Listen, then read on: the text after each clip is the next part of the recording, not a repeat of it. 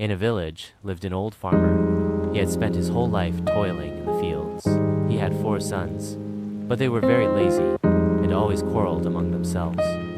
The farmer was worried about what would happen after him. How will you sons take care of the fields? One day, the farmer fell ill. He called his sons near and said, "In my fields, a very big treasure is buried. If you take it out, then all your worries, the treasures, will be finished." Hearing this, all the sons became very excited and immediately started digging the field.